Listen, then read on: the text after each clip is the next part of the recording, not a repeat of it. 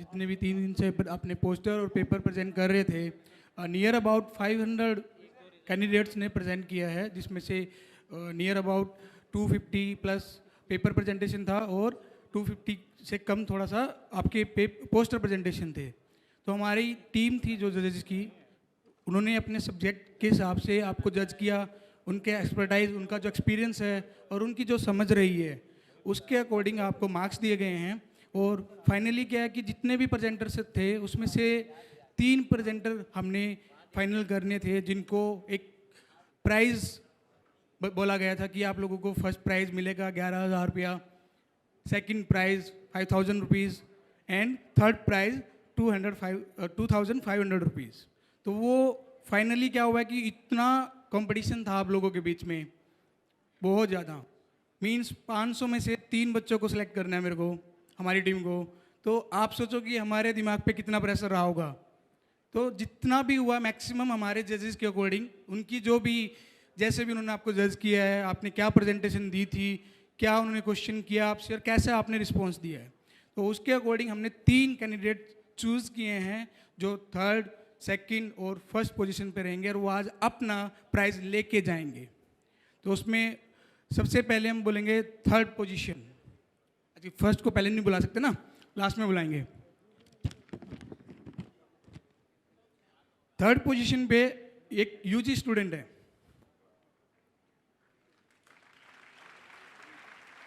Bing यहाँ पे UG, PG, even faculties ने भी प्रेजेंट किया paper poster.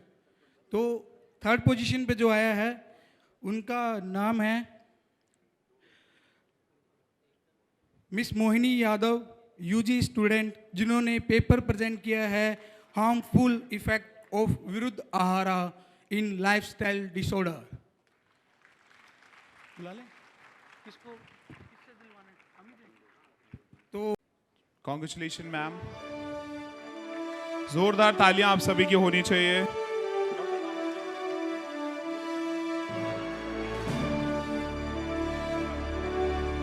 We have a Dr. Kajal Adhikari ma'am, congratulations. Dr. Mohini ma'am, Dr. Ladies and gentlemen, now it's time for the second position. ऐसे कितने लोग हैं जो पेपर प्रेजेंटेशन में थे और उनका नाम के से शुरू होता है? Poster, sorry sir, my apology, my लोलोपॉजी, sorry, my apology. Ladies and gentlemen, now it's time for presentation. जो भी है वो आप अपने हिसाब से समझ लीजिएगा। पोस्टर प्रेजेंटेशन, ऐसे कितने लोग हैं जिनका नाम के से शुरू होता है? हाँ, उनका नाम इसमें है। Ladies and gentlemen, a poster effect of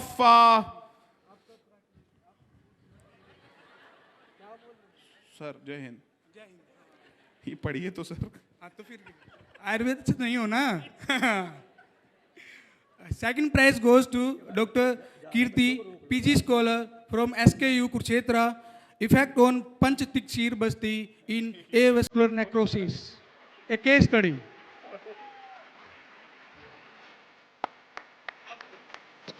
and doctor Ankit will go ना।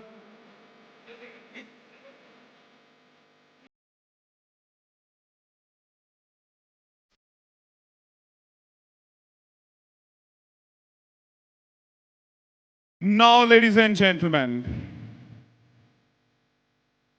हाँ सर, लगे हैं एकदम, बोल के जाऊंगा मैं। अगले साल एडमिशन है BMS में। ladies and gentlemen, it's time to announce जिनका टॉपिक था, सबसे पहले हम उनका नाम ले लेते हैं क्योंकि ये ज्यादा आसान मुझे लग रहा है। PG scholar CBPAC Delhi, and the first position goes to, Adhikari भी है इस अवार्ड की और उनका सरनेम भी अधिकारी है। Please welcome doctor Kajal Adhikari. Efficiency of सिरोधर ऑन ऑटोमेटिक नर्वस फंक्शन, ये हो गया। और आपको मिलते हैं पूरे 11,000 रुपए का ये शानदार चेक। एक बार तालियां बजा। क्या कीजिएगा इतनी बड़ी धनराशि का भाई। Thank you so much, Kajal ma'am. Many, many congratulations.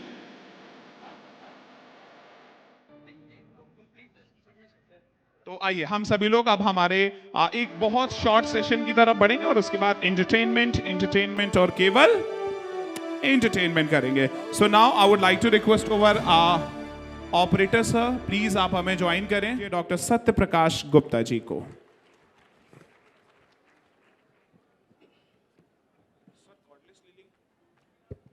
Shri भगवान धन्वंतरी जी को नमन। मंगलाचरण करेंगे। रागादि रोगा सहजा समूला ये नासु सर्वे जगतोप्यपास्ता तमेक वैद्यम शीर्षा नमामि वैद्यागम ज्ञानश्च पिता महादीन। जिसने अपने एवं समस्त संसार के राग आदि रोगों को जड़ से दूर भगा दिया, उस एकमात्र वैद्य तथा वेदता ब्रह्मा आदि को सिर नमाकर प्रणाम करता हूँ। आप सभी का हार्दिक अभिवादन, हार्दिक अभिनंदन करता हूँ। ये आज की प्रेजेंटेशन एक ऐसे केस की है जिसको कि सर्जन्स ने एम्पुटेशन के लिए कहा था। पहले मैं इसका केस बता दूं।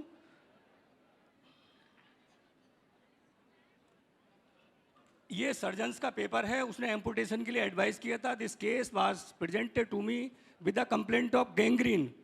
ये रेनॉल्ड्स इंड्यूस्ड गैंग्रीन का केस था। ये एम्पुटेशन की स्थिति में इसको जो है लोगों ने कहा था कि तुम्हारा पैर ही काटना पड़ेगा। इन सब केसेज के माध्यम से मैं अपने चिकित्सा के अनुभव आपसे शेयर करूंगा। फिर इसके बाद इस रोगी की ये स्थिति हुई और इसका पैर कटने से बच गया। माने यदि if we follow the Ayurvedic principles तो किस तरीके से हम एम्पुटेशन तक के केसेस को बचा सकते हैं, मैं आप लोगों के मन में आयुर्वेद के प्रति, आयुर्वेद चिकित्सा के सिद्धांतों के प्रति किस प्रकार हम चिकित्सा करेंगे, इन सब बातों पे चर्चा करूंगा।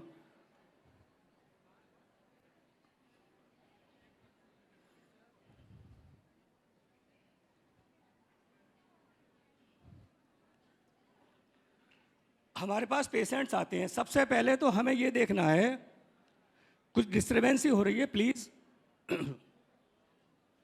सबसे पहले हमें ये देखना है कि हमारा पेशेंट साम है या निराम है। यूजुअली दो तरह के पेशेंट आते हैं, एक तो ओबीज फैक्टर लिए हुए होते हैं, दूसरे पेशेंट जो है दुबले पतले होते हैं। जो ओबीज फैक्टर लिए हुए होते हैं वो पेशेंट जो मोटे होते हैं उनमें सामता होती है, माने आम दोष होता है। दूसरे पेशेंट हमारे पास निराम होते हैं।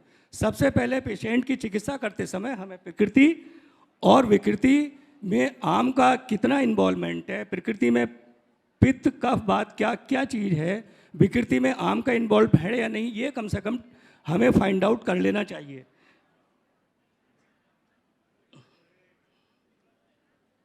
यार कहाँ चला गया ये, आगे चला गया। रेनॉल्ड्स डिजीज में ये जब पेशेंट हमारे पास प्रेजेंट हुआ था तो इसकी सारी उंगलियां जो हैं नीली पड़ गई थी। डॉक्टरों ने एम्पुटेशन के लिए एडवाइस किया था। ये डायबिटीज केस भी था, हाइपरटेंशन भी था इसको। तो ये पेशेंट जो था साम था, लेकिन सामता के साथ निरामता की स्थिति भी थी। आई मीन टू से टॉक्सिसिटी बहुत कम थी।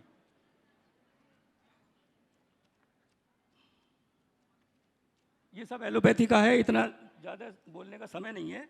तो ये जो हम न्याय पढ़ते हैं ना, टिश्यू न्यूट्रिशन लॉ, हम छोड़ देते हैं इनको ऐसे। क्या टिश्यू न्यूट्रिशन लॉ की क्या वैल्यू है? फिजियोलॉजी का यदि हमें पूरा शरीर का सही से आता होगा तो हम उसको पैथोलॉजी को जान सकेंगे। जैसे कि कोत के इस केस में छीड़ददी न्याय, खले कपोत न्याय, केदारी कुल्य न्याय, कि केदारी कुल्य न्याय इसमें हमने एप्लीकेबल किया। माने हमें वासोडाइलेटेशन करना था डिस्टेंट पार्ट का, और वो हमें उसमें कामयाबी मिली। मैं अभी इसके बाद दूसरी पीपीटी पे चर्चा करूंगा। 3 पीपीटी है मेरी। हम जब रोगी की परीक्षा करते हैं तो रोगी की परीक्षा में हमें वैसे तो पूरी 10 चीज़ों पे ध्यान देना है, लेकिन इसमें हमें प्रकृति, विकृति और इसके साथ में सत्व, और इसके साथ में चौथी चीज़ हमें मेडिसिन हिस्ट्री भी ले लेनी चाहिए। क्योंकि आजकल हर पेशेंट हमारे पास जो है वो कोई ना कोई औषधि, चाहे एलोपैथिक खा रहा हो, लेते हुए आता है। तो हमें प्रकृति विकृति में दोष का आकलन जरूर करना चाहिए, और इसके साथ में सत्व। क्योंकि जब वो पेशेंट ट्रीटमेंट लेता हुआ होता है तो उसका सत्व मध्यम रहता है या प्रबल रहता है, लेकिन जब वो 3 या 4 रोगों की गिरफ्त में आ जाता है तो उसका सत्व जो है वो अल्प हो जाता है। तो अल्प सत्व में हमें मनोवय शोतो भी मिलती है। आजकल हमें मनोवय शोतो का भी ध्यान रखना है व्हाइल ट्रीटिंग द केस। जो आम दोष है, हमारे पास 2 तरह के केसेज आ रहे हैं। जो आमज पेशेंट हैं उनमें अवरोध के कारण मेडिसिन रेजिस्टेंस मिल रहा है। आपने सुना होगा कि भाई डॉक्टर कहते हैं कि तुम्हारी बॉडी के ऊपर दवाई जो है काम नहीं कर रही, तुम्हारी बॉडी रेजिस्टेंस हो गई है। तो निराम पेशेंट्स में जो एथेरोस्क्लेरोसिस होगी वो वात और पित्त के कारण होगी, रज और तम की दुष्टि के कारण होगी। और जो साम पेशेंट्स हैं जो ओबीज फैक्टर वाले हैं, मोटे हैं, उनमें टॉक्सिन्स के कारण, जिसको हमारे यहाँ आम दोष कहा गया है, आम दोष के कारण ही अवरोध होगा। आजकल हाइपरटेंशन भी रेस्पॉन्ड नहीं कर रहा। हाइपरटेंशन रेस्पॉन्ड क्यों नहीं कर रहा? क्योंकि हाइपरटेंशन में दी जाने वाली दवाई जो आमज पेशेंट्स होते हैं, जो कि ओबीज केसेज हैं, मोटे हैं, जब तक आप उनके आम का निर्हरण नहीं करोगे तो उनको आम की चिकित्सा के बिना हाइपरटेंशन या डायबिटीज़ कंट्रोल नहीं होगी। रक्तगत वात में भी इस तरह से हाइपरटेंशन में यही चीज़ देखने को मिलती है। निराम पेशेंट्स में मनोवैशोतोदुष्टि, वात पित्त प्रकृति एथेरोस्क्लेरोसिस। साम पेशेंट्स में जो हाइपरटेंशन रेस्पॉन्ड नहीं करता, तो हाइपरटेंशन रेस्पॉन्ड के ना करने के कारण उसमें जो अवरोध होता है वायु का, व्यान वायु वैषम्य होती है, वो आम होता है। जब तक हम आम का निर्हरण या आम का पाचन नहीं कर पाएंगे तब तक हाइपरटेंशन में रिजल्ट नहीं मिलेगा। तो हमें चिकित्सा करते समय सामता या निरामता का ध्यान जरूर कर लेना चाहिए। आजकल यदि हम सामता निरामता का ध्यान किए बिना चिकित्सा करते हैं तो हमें पूरी सफलता नहीं मिलेगी। बहुत जल्दी जल्दी बोलना पड़ रहा है। ये आम क्या है? आम का जो आचार्यों ने कहा है कि जो सुक्त पाक है आम का, टॉक्सिन्स का जो माइन्यूट फॉर्म है, वो स्मॉल चैनल्स में, स्मॉल वेसल्स में, माइन्यूट सेल्स में भी एंटर कर गया है। इसी वजह से आजकल coronary artery disease, deep vein thrombosis, ये साम पेशेंट्स में, ओबीज पेशेंट्स में, या फैटी लीवर के ओबेसिटी, एब्डोमिनल ओबेसिटी के केसेस में minute toxic form of the toxins has entered into the small channels of the body. तो सीएडी, कॉरोनरी आर्टरी डिजीज़ के साम पेशेंट्स में या डीप वेन थ्रोम्बोसिस के केसेज में आपका आयुर्वेदिक ट्रीटमेंट ही सक्सेसफुल है to dissolve the clot present in the veins. तो इसके लिए आपको सामता और निरामता का आकलन करना बहुत ज़रूरी है। यदि आप किसी भी पेशेंट की सामता या निरामता का आकलन किए बिना चिकित्सा करते हो, that will be called as a quackery. यदि आपको सामता और निरामता का आकलन नहीं कर सकते तो चिकित्सा में पूरी सफलता नहीं मिलेगी। और बहुत ज़्यादा कठिन नहीं है। दुबले पतले पेशेंट्स हैं, एक्सेप्शन तो हर जगह है। एक साम पेशेंट भी एक्यूट निरामता में जा सकता है, एक निराम पेशेंट्स भी एक्यूट सामता में जा सकता है। क्यों? निराम पेशेंट पित्तवात प्रकृति, पित्तवात विकृति, एक्यूट सामता में कैसे गया? अरुचि हो गई, कोई टेंशन हुआ, आदमान हो गया, वो एक्यूट सामता हुई। उसको उस समय आम पाचन की दवाइयाँ दी जाएंगी। एक साम पेशेंट्स भी एक्यूट और ओबीज और ओबेसिटी का पेशेंट्स भी, मेरे भाषण को बहुत ध्यान से सुनिए आप, ये बातें हर जगह नहीं मिलेंगी सुनने को। जो मैं डे टू डे क्लिनिक में अपनी सफ़र करता हूँ, हम डायग्नोज करते हैं, वो मैसेज मैं आपको दे रहा हूँ। These are my practical thoughts, ये कोई बने बनाए थ्योरेटिकल थॉट्स नहीं है। और आप नोट भी कर लीजिए, बड़े काम आएंगे आपके। तो बात थी, एक साम पेशेंट्स एक्यूट निरामता में भी जा सकता है। कैसे? ओबेसिटी का patient, fatty liver, obese patient, मेदो रोगी का पेशेंट को भी निरामता का रोग हो सकता है। जैसे एक्यूट वायरल फीवर हो गया, उसको इस्कीमिक पैचेज हो गए, पित्त वृद्धि हो गई, क्या किया? फिर कुपित वायु ने पूरे पित्त को जठराग्नि से बाहर निकाल दिया, वो निरामता में चला गया। तो एक्यूट स्थिति दोनों के साथ में आ सकती है। निराम पेशेंट की एक्यूट सामता will be treated for a short duration up to the 3, 5 और 7 डेज। सामता के पेशेंट्स की, ओबीज पेशेंट्स की निरामता की स्थिति will be treated for a short duration 5 to 7 days, फिर बाद में वो सामता में आ जाएगा। अभी आचार्य सुश्रुत ने जो हमसे कहा है, तत्र वायो पित्त स्थान गस्य पित्तवत प्रतिकार है। तत्र वायु, यदि वायु पित्त के स्थान में गई है, पित्त कहाँ निवास करता है? पित्त तो शरीर में रहता है, मुख्यतः पित्त जो है रक्त में भी रहता है। मैं एक हाइपरयूरिसीमिया वात रक्त की बात कर रहा हूँ। यदि कोई रोगी आपके पास हाइपरयूरिसीमिया या वात रक्त लेकर के आता है तो वायु कहाँ, और पेन है, स्वेलिंग है, वायु कहाँ गई है? रक्त में। तो रक्त दुष्टि की चिकित्सा का ध्यान रखना पड़ेगा, पित्त को ध्यान में रखते हुए चिकित्सा करनी पड़ेगी। उस जगह महायो और गुग्गुल काम नहीं करेगा, रक्त की दुष्टि की चिकित्सा करनी है। अब देखना है कि हम ये हाइपरयूरिसीमिया के इस केस को, क्या हमारा पेशेंट साम है, साम पेशेंट हमारा एक्यूट हाइपरयूरिसीमिया का है, या निराम पेशेंट हमारा हाइपरयूरिसीमिया का है? यदि साम पेशेंट है तो हमें उसके आम दोष की भी चिकित्सा करनी पड़ेगी। यहाँ तक कि हम तो भल्ला तक भी देते हैं। निराम पेशेंट की हमें जो है उसके पित्त को ध्यान में रखते हुए चिकित्सा करनी पड़ेगी। यहाँ पर वात का ट्रीटमेंट सक्सेसफुल नहीं होगा। तो स्थान की भी चिकित्सा में ध्यान देना होता है। ये बच्चों की केस सीट्स हैं जो RAB भर के भेजी जाती है। अब आई अंश कल्पना की बात। अंश कल्पना is a very necessary factor to treat the cases along the Ayurvedic principles. यदि आप अंश कल्पना नहीं करते, अब आप अंश कल्पना करोगे कब? अंश कल्पना करोगे जब आपको उपशय या अनुपशय मिलता है। पहले दिन तो वो आपसे बात ही नहीं करेगा। पेशेंट्स तो आते हैं, डॉक्टर साहब बड़ी जगह दिखा लिया, कुछ कर सकते हैं क्या? आपको अपना सत्व भी प्रवर रखना पड़ेगा। आपका सत्व प्रवर होगा तभी इस तरह के अल्प सत्व वाले व्यक्तियों का आप ट्रीटमेंट कर सकते हो। डॉक्टर साहब आप ट्रीटमेंट ना कर सको तो बता देना, डॉक्टर साहब क्या मैं ठीक हो जाऊंगा? तो ये जब आप उपशय करते हैं तो उपशय करने में यदि आपको डाउट है तो आप अंश कल्पना में चले जाएं। मेरे पेशेंट को कौन से दोष का कौन सा अंश ठीक नहीं होने दे रहा, यदि आप अंश कल्पना कर लेंगे तो आप पेशेंट को एक्यूरेट प्रोग्नोसिस बता पाएंगे। यदि आप छद्म विद्या से बचना चाहते हो तो अंश कल्पना तो करनी ही पड़ेगी। आप अंश कल्पना अपनी भी कर सकते हो, किसी भी पेशेंट को बैठा के उसकी कर सकते हो। अब करोगे कैसे? जैसे मान लीजिए वात का सूक्ष्म अंश जो है वो हम ये कहते हैं कि वात का सूक्ष्म अंश सीवियरली विसिएटेड है, तीव्र रूप में प्रकुपित है। तो सूक्ष्म अंश कहाँ जाएगा? वात के सूक्ष्म अंश ने कोरोनरी आर्टरी डिजीज या डीप वेन थ्रोम्बोसिस पैदा की। क्यों? क्योंकि आम की माइन्यूट टॉक्सिक फॉर्म्स ऑफ आम को ले जाने का काम वायु का सूक्ष्म रूप ही कर सकता है, वायु का चल रूप ही कर सकता है। तो हमें वायु के ट्रीटमेंट पे ध्यान देना पड़ेगा। जब वायु जो है कोरोनरी आर्टरी डिजीज में जिसने थ्रोम्बस बनाया है या डीप वेन थ्रोम्बोसिस में जिसने ओबीज पेशेंट्स में ओबेसिटी के केस में डीप वेन थ्रोम्बोसिस की है और पल्मोनरी एम्बोलिज्म के कारण उस पेशेंट को डराया जा रहा है कि मर जाएगा, पी हो जाएगा तुझे पल्मोनरी एम्बोलिज्म, सडन डेथ हो जाएगी, घर वालों से कह देना। लेकिन यदि आपकी अंश कल्पना है और अंश कल्पना का आपको एक्यूरेट ज्ञान है तो केस को आप ठीक करके ले जाएंगे। बशर्ते के पहले दो चीज़ों का ध्यान दें।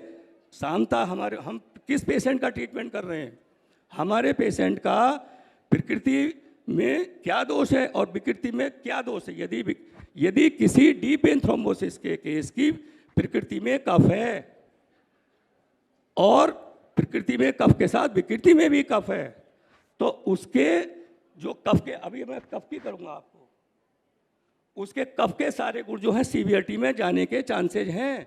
तो उसको हमें धैर्य तो दिलाना है भल्ला तक के द्वारा। भल्ला तक is a very good medicine to treat this cases of current scenario having कफज विकृति, कफज प्रकृति और कफज जो है उसका इन्वॉल्वमेंट हो। तो भल्ला तक से डरना नहीं चाहिए। आजकल भल्ला तक जो है, भल्ला तक के बारे में क्या कहा गया शास्त्रों में? कफ जो नैसे रोगो अस्ति न विबंधो अस्ति कश्चन यमन भल्लात्कम हन्या शीघ्रम मेधा अग्निवर्धनम। मेधा, भल्ला तक मेधा बढ़ा रहा है। In what cases? साम और निराम, यू टेल मी। इन साम केसेस आम दोष को हटाएगा। यदि कोई ओबीज पेशेंट्स आपके कहता है कि मेरी मेमोरी कम है और वो ओबीज है, 1 कुंटल 10 किलो वजन है, ब्राह्मी सारस्वत चूर्ण काम थोड़ी करेंगे, सारस्वत काम थोड़ी करेगा, उस जगह पे हमें उसकी सामता की चिकित्सा करनी है और वो भल्ला तक के द्वारा ही होती है। भल्ला के द्वारा वजन भी कम होता है। तो इस तरीके से अंश कल्पना जो है एक बहुत ज़्यादा गूढ़ विषय नहीं है, बहुत आसान है। बस एक दिमाग पे जोर देने की ज़रूरत है, सोचने की ज़रूरत है। आप लोग भी कर सकते हैं। इसके साथ में दूसरी प्रेजेंटेशन और है। हेलो, दूसरी प्रेजेंटेशन कराओ। तो इस पेशेंट का जो टोज थे, एक सेकंड, टोज इसके ठीक हो गए और अब ये बिल्कुल ठीक है। इसमें हमने दवाइयाँ क्या क्या दी, दवाइयों का भी पता होना चाहिए। हमने इसको आरोग्य वर्धनी, संजीवनी, सिंगनाथ गुकुल, पारसी तकर बहुत आई नेवर टच स्वर्ण घटित योग। मैं महंगी दवाइयाँ और स्वर्ण घटित योगों का आजकल कोई रोल भी नहीं है, बहुत ज़्यादा रोल नहीं है जिस तरीके से स्वर्ण घटित योगों का प्रचलन है। तो ये दवाइयाँ हमने उसको दी, 1 महीने तक कोई लाभ नहीं हुआ, फिर हमने भल्ला तक भी ऐड किया तो थोड़ा वासोडाइलेटेशन होना शुरू हुआ। और इसके टोस की स्थिति आप देख ही रहे हैं। हमने इसमें सुरंजान चूर्ण भी दिया। सुरंजान वैसे कोल्चिसिन होता है, आप कहोगे कि ये तो हाइपरयूरिसीमिया की दवाई है, लेकिन ये कफ शामक है, ये बहुत अच्छा कफ शामक है। जहाँ भी कफ का प्रकोप देखें, चाहे संधिवात में हो चाहे आमवात में हो, आपका सुरंजान चूर्ण और पुनर्नवा चूर्ण और ये पारसी तगर, ये जो है मनोवैश्योतो दुष्टि की भी चिकित्सा है। तो इस तरीके से हमने इसको चिकित्सा की, सर्वगंधा भी दिया और ये रोगी ठीक हो गया। ये थ्योरी की बातें हैं, कभी लंबा समय मिलेगा तो डिस्कशन करेंगे। इस समय मैं चाहता हूं कि आपसे जो मेरे मुख्य पॉइंट्स हैं वो चर्चा कर लूँ। एक आर्शापकर साहब ने नाम सुना होगा। In a obese case having obesity weight of 110 kg 120 kg, अब वो कहता है डॉक्टर साहब मेरे हाथ पैरों में जलन है, तो क्या नहीं की जा सकती? आपको कॉन्फिडेंस ही तंत्र युक्त से आएगा। आप इतने टिपिकल केसेज, हमारे जब बच्चे केस शीट भरते हैं जो आरबी को भेजी जाती है, 7-7 8-8 बीमारियां एक पेशेंट्स की हम लोग डायग्नोज कर रहे हैं। 8-8 बीमारियों से एक patient, I mean to say diabetes type 2 with hypertension, with कटिसूल, विद संधिवात, with allergic dermatitis, with hypertension, with अम्लपित्त। अभी मैं अम्लपित्त पे भी चर्चा कर रहा हूँ। अम्लपित्त पे चर्चा करनी बहुत जरूरी है, आप लोग बड़ा ध्यान से सुने, ये आपके काम आएगा। ये एक सब्जेक्ट 1 घंटे के डिस्कशन करने का, जो मैंने कहा चिकित्सा के सारे पॉइंट्स इसमें लिख रखे हैं, तो इन तंत्र युक्तियों के सहारे से ही आपको हिम्मत बनेगी। इसके बिना आपको to treat the difficult cases of current scenario you can not get courage. ये बहुत जरूरी है। भगवत गीता में लिखा हुआ, और देखो आजकल क्या है, पेटेंट आयुर्वेद और ऑथेंटिक आयुर्वेद। इस पेटेंट आयुर्वेद ने आयुर्वेद की रेड़ लगा दी बिल्कुल। यदि आयुर्वेद को बर्बाद किया है तो पेटेंट आयुर्वेद ने किया है। पेटेंट आयुर्वेद उसको मैं नहीं कह रहा जिसका पारसी ताकत की डोज 250 mg कैप्सूल में भरा हुआ है, that is not patent, that is. बच्चों तुम्हारे काम की बातें हैं, सुन लो, आप लोग काम आएंगी जीवन में, आप लोग बैठ के सुनो। तो पेटेंट आयुर्वेद में क्या है, चित्रक मूल भी पड़ी हुई है और अर्जुन की छाल भी है। वे यार, एक तरफ तो उष्ण वीर्य द्रव्य, एक तरफ शीत वीर्य द्रव्य। Patent Ayurveda has come to India only to destroy the Ayurveda and Ayurvedic physicians. इसने एक महान जो है, इसने एक महान हमारा जो है अन्याय के साथ में हमारा महान अनर्थ किया है। Patent Ayurveda is nothing, it is a quackery, it is hypocrisy. ये छदम विद्या है, ये शास्त्रोक्त विद्या नहीं है। भगवान कृष्ण किसी को नहीं छोड़ेंगे। अगले जन्म में भगवान कृष्ण कह गए हैं कि पेटेंट आयुर्वेद वालों सुन लो, ये शास्त्र विधि मुत्सिद्ध वर्तते काम कार्ते न से सिद्धि में बाप न होती न सुखम न पराम गतिम। तुम्हें शांति भी नहीं मिलेगी, सुख की तो बात ही छोड़ो। जो पुरुष शास्त्र विधि को त्याग कर, शास्त्र विधि कौन सी, अरे चरक सुश्रुत भागवत बृहत्तरे लघुत्तरे में जाओ ना यार, उसमें कहीं कोई पेटेंट आयुर्वेद का वर्णन नहीं है। तो जो तुम अपनी इच्छा से मन में आचरण कर रहे हो पैसा कमाने के लिए और ये बड़ी बड़ी BMW खरीदने के लिए, इससे न तुम्हें सुख मिलेगा न शांति मिलेगी। यदि आयुर्वेद को लाना है तो शास्त्रोक्त ही लाना है। मैंने अपने क्लिनिक पर लगा रखा है no MR visit, no MR visit. Why they people are cheating. Cheater से कभी बात मत करना। यदि जीवन में कुछ काम करना चाहते हो, whether I am cheating you should not see my face also.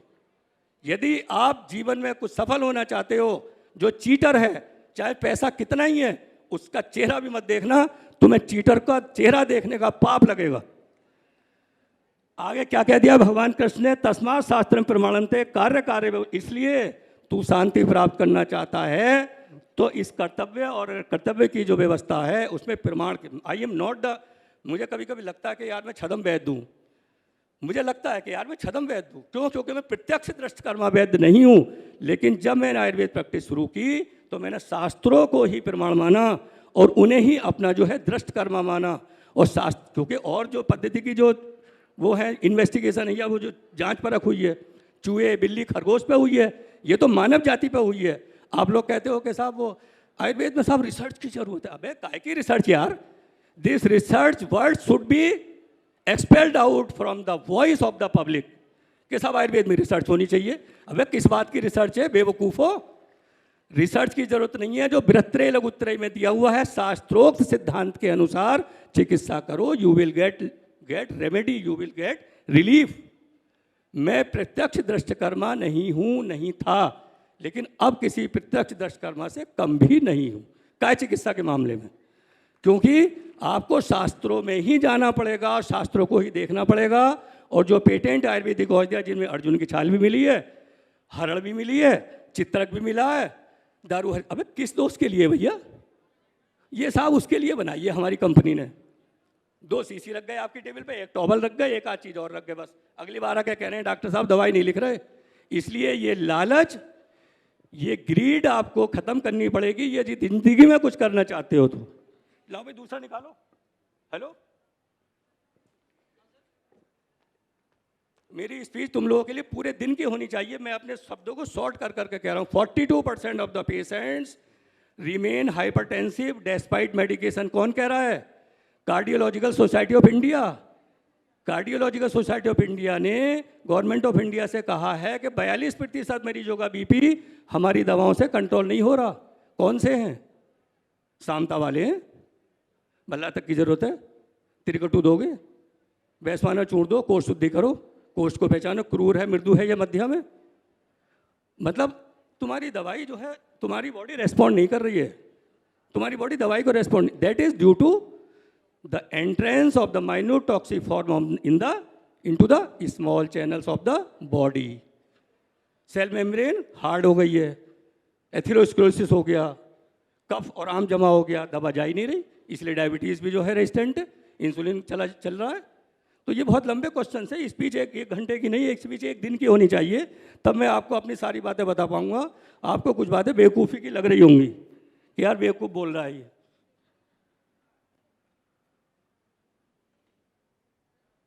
ये तो वही जो मैं भी बोल चुका आम बात का। अब ये धातु अग्निमंदता जो है, आप इन पे विचार ही नहीं करते। मेदो रोगी में धातु मंदता में क्या हो चुका है? मेदो अग्निमंदता हो चुकी है। रक्ताग्निमंदता किसमें बताई मैंने?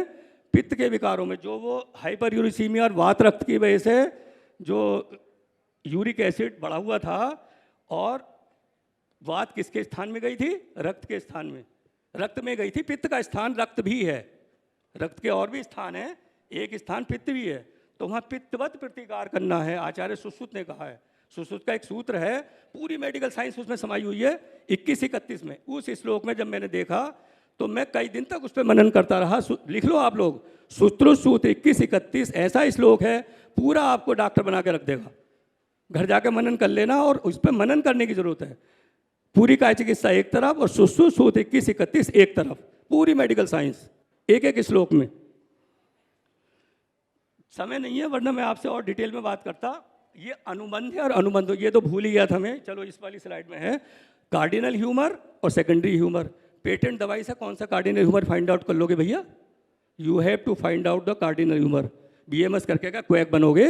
हम तो क्वैक बने ही बैठे, तुम तो मत बनो कम से कम।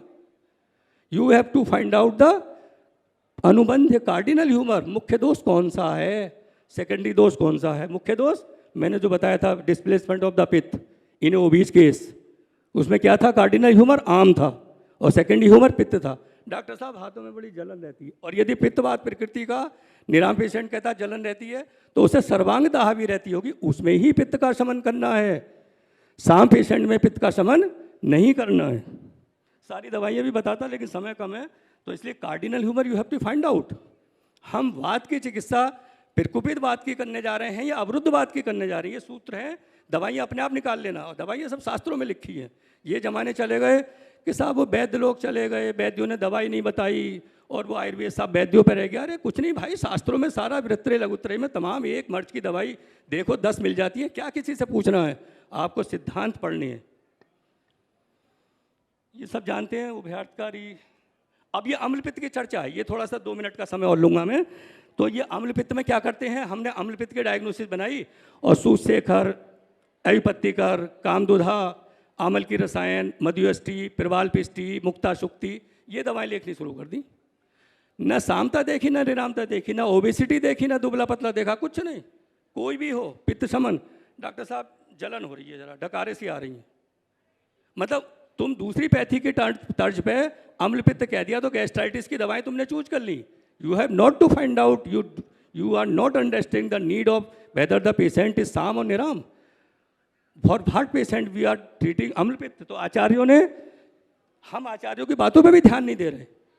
वातोलवण, कफोलवण, बात कफोलवण, श्लेष पित्त, इन 4 के बाद मैंने बहुत मनन किया हर रोगी पे, क्या इन 4 के अलावा भी अम्ल पित्त मिल सकता है? वातोलवण किस में जाएगा? वातोलवण अम्ल पित्त, दिमाग पे जोर लगा के बताओ। आजकल के निराम पेशेंट्स के IBS के केसेस में, उसमें मनोवैश्वतो दुष्टि की चिकित्सा करनी पड़ेगी। वात प्रकोपित है, मनोवैश्वतो दुष्टि की प्लस वात के शमन की। और यदि पेशेंट निराम है, पित्त का ज़्यादा प्रकोप है, तो पित्त में शमन कर सकते हो। वातोलवण केवल IBS, ये एंग्जाइटी इंड्यूस होता है। पैल्पिटेशन हुआ, प्रेशर डायफ्राम पे पड़ा, डायफ्राम ने स्टमक पे पड़ा और स्टमक ने उछाल मार दिया इसोफेगस में, वातोलवण अम्ल पित्त। आचार्य कफोलवण कह रहे हैं साम पेशेंट्स का सामता का ट्रीटमेंट करना पड़ेगा। कफोलवण, वातोलवण, कफोलवण दोनों में फैटी लीवर हो सकता है, लेकिन कफोलवण के फैटी लीवर की चिकित्सा आप बिना भल्लातक, त्रिकटु, आरोग्यवर्धनी, संजीवनी इनके बिना नहीं कर सकते।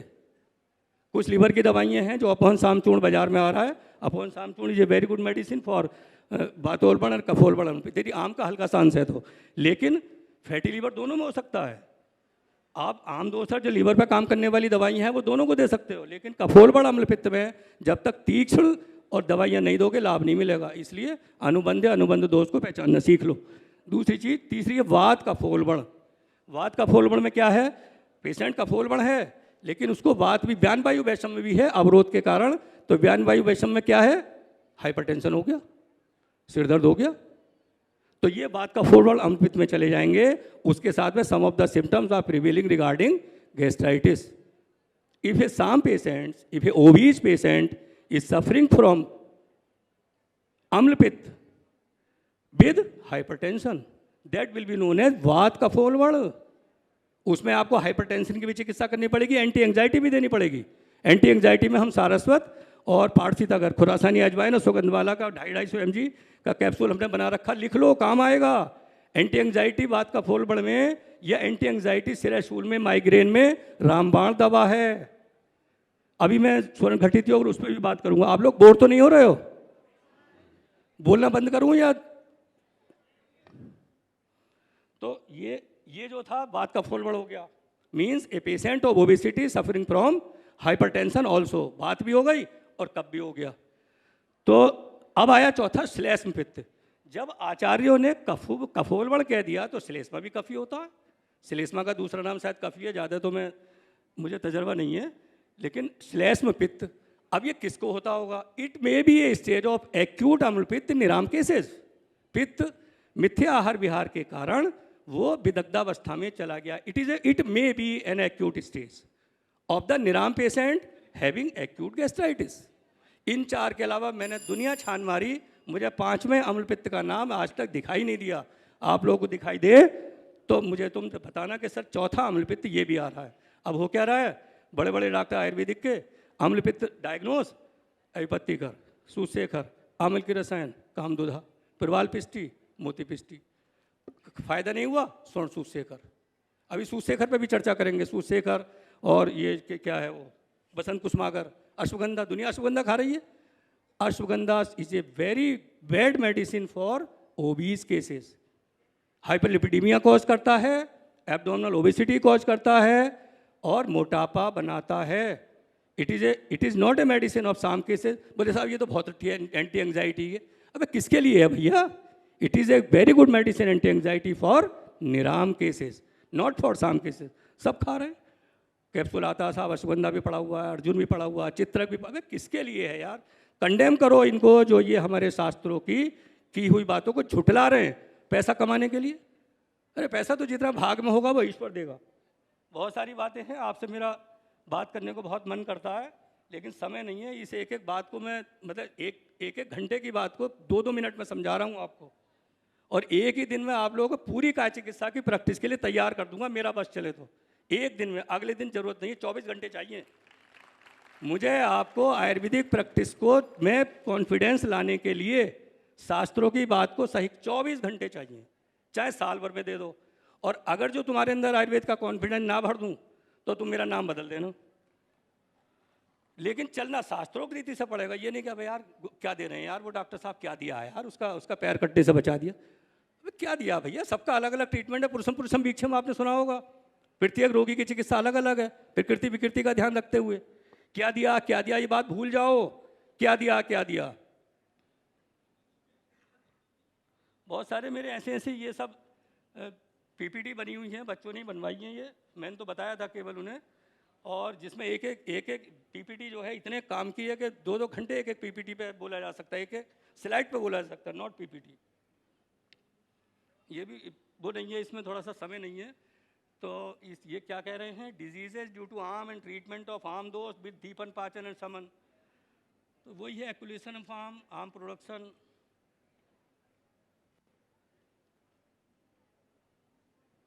तुम्हारे यहाँ कोई डीबीटी की दवाई है भाई? आयुर्वेद वालों तुम्हारे इस तरह से सुनते रहते हो, इसका आंसर देना पुरुषम पुरुषम भिक्षम। पहले तो कहने वाले की जवान बंद कर दो भाई, आयुर्वेद वालों तुम्हारे इसका इलाज है? बोले सर हमारे यहाँ पुरुषम पुरुषम भिक्षम है, प्रत्येक व्यक्ति की चिकित्सा अलग अलग होती है। हमारे यहाँ कार्डिनल ह्यूमर सेकेंडरी ह्यूमर को आइडेंटिफाई करके चिकित्सा की जाती है। हमारे यहाँ फिर प्रकृति बात प्रकृति वाले की चिकित्सा अलग अलग की जाती है। आप सबको एक खाली पेट का कैप्सूल दे रहे हो, हमारे यहाँ 4 प्रकार के अम्लपित्त शास्त्रों ने दिए हैं, और चारों प्रकार के अम्लपित्त में different diseases prevail in the society. तुम लोग मेरी बातों को सच मत मानना, मनन करना। मैं दृष्टकर्मा वैद्य नहीं हूँ। यदि कोई बात गलत लग रही हो तो अब भी डिस्कस कर सकते हो, और मुझसे मेल पे भी डिस्कस कर सकते हो। मैं कोई ये नहीं कि ये बात है सच है। You analyse, you think and then you deal with these things. मैं ये नहीं कह रहा कि मेरी बातें सच हैं, हो सकता है कि मैं भी गलत हूँ, लेकिन मेरी बातों भगवान ने आपको बुद्धि दी है। मेरी बुद्धि तो जो है 70वें साल वाली हो गई ना। अब ट्रीटमेंट हमने क्या दिया इस केस को, ये कौन सा केस था?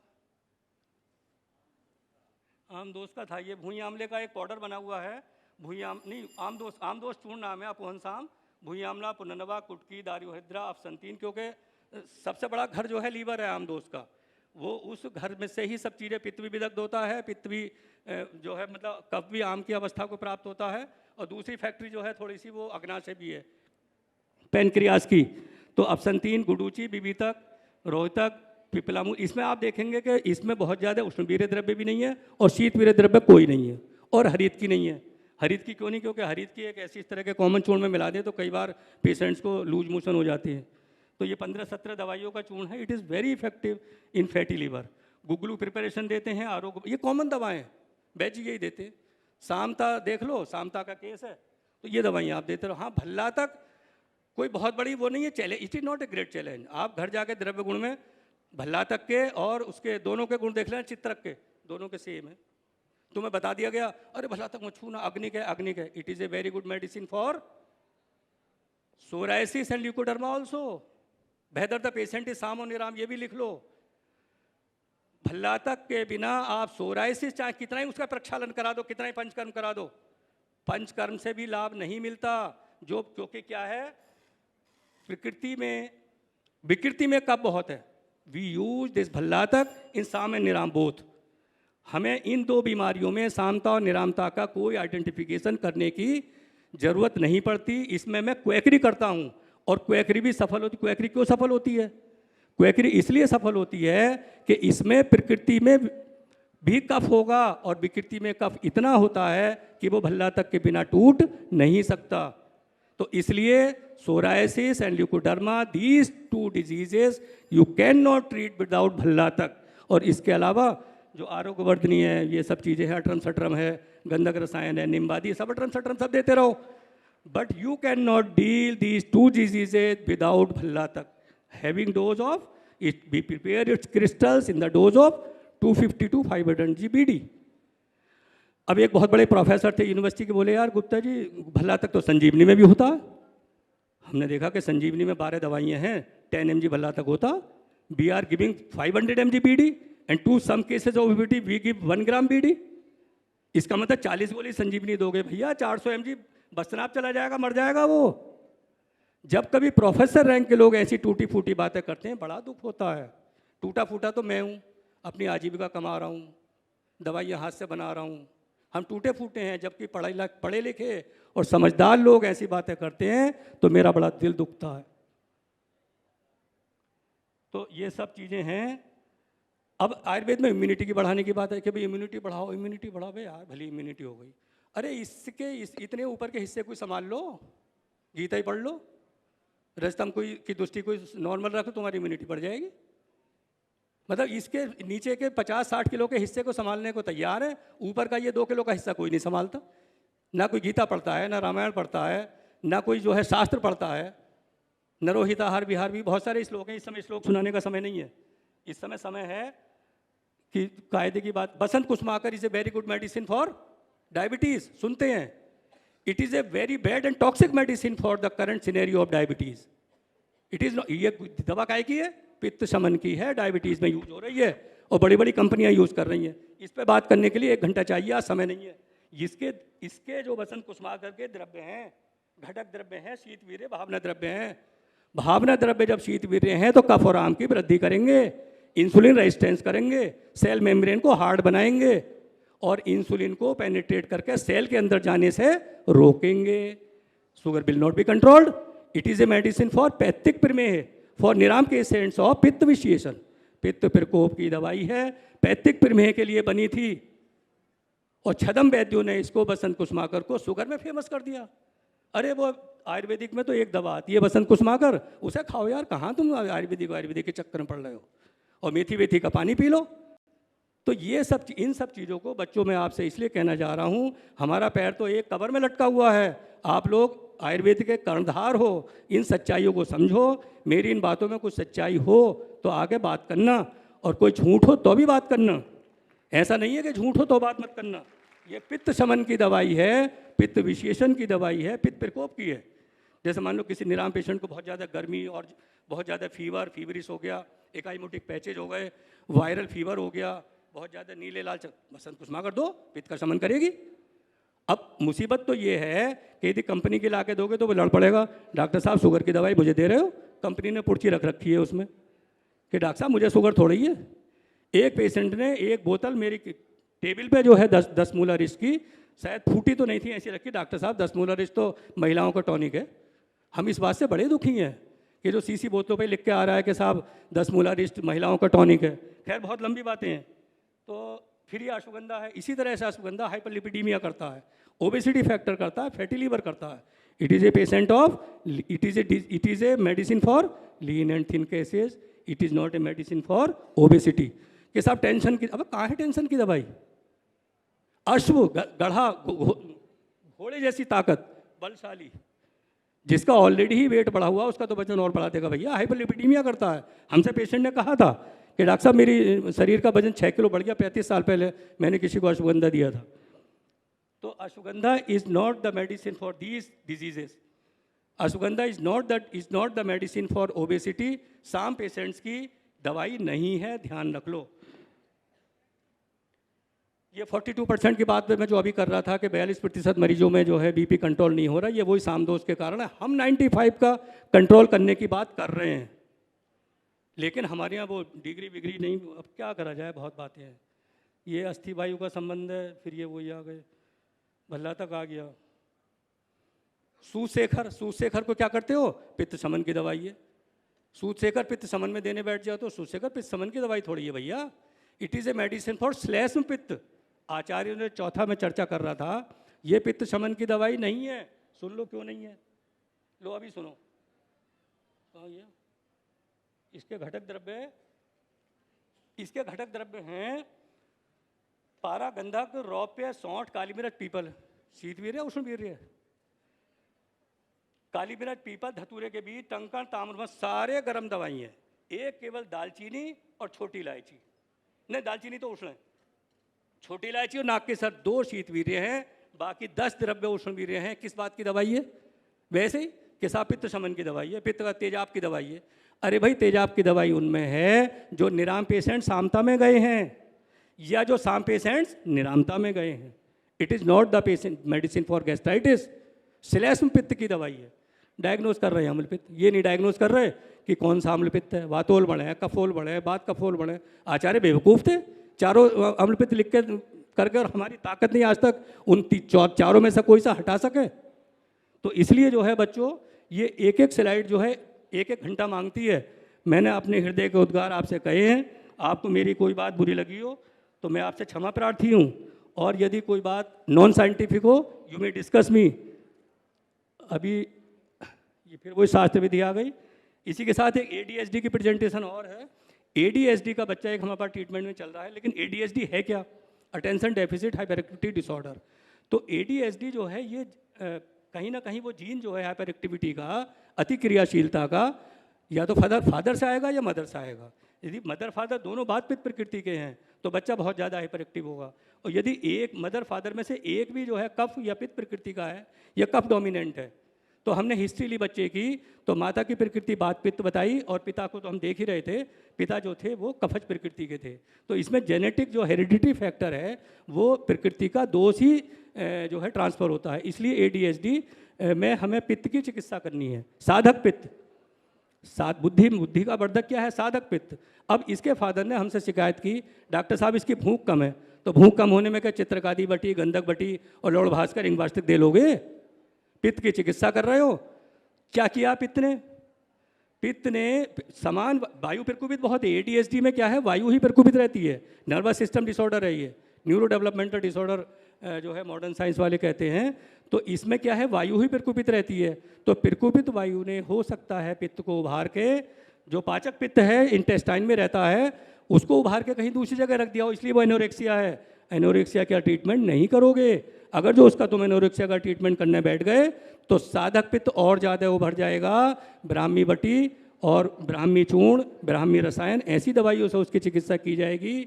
दोष का आकलन बहुत ज़रूरी है। इन्हीं शब्दों के साथ मैं भगवान धन्वंतरी जी को नमन करता हूँ, आयोजकों का बहुत बहुत धन्यवाद देता हूँ, आप सभी का हार्दिक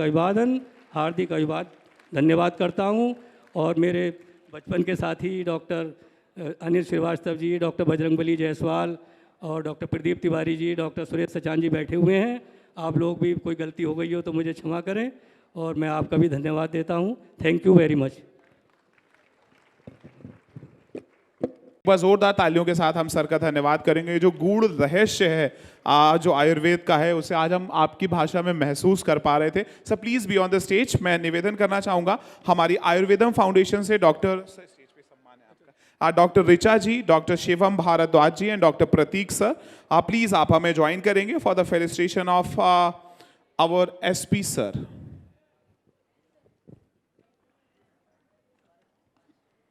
कहां से ये कमाले सुखन आया है, दबाए हैं बड़े बुजुर्गों के पैर तब जाकर ये फन आया है। एक बार जोरदार तालियां आपके आंगन के उन बुजुर्गों के लिए, उन एक्सपीरियंस आयुर्वेदाचार्यों के लिए जिन्होंने अपने जीवन का कई साल आयुर्वेद की सेवा के लिए दिए हैं, इसके प्रचार प्रसार के लिए दिए हैं।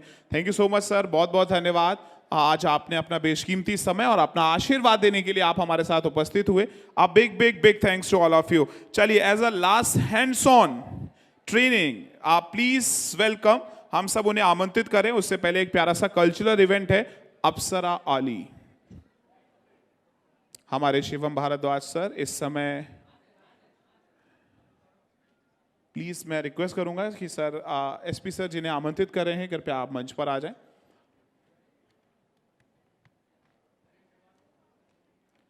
Anil Srivastava ji, Kamlesh ji,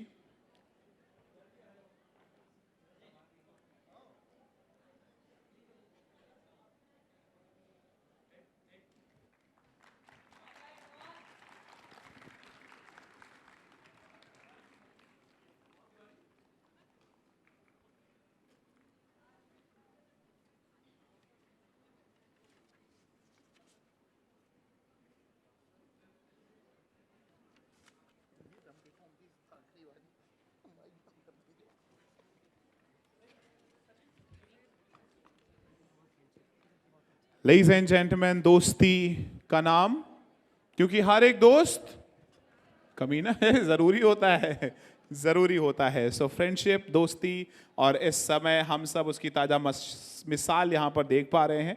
thank you so much sir, बहुत बहुत धन्यवाद हमारे वैद्य SP सर का।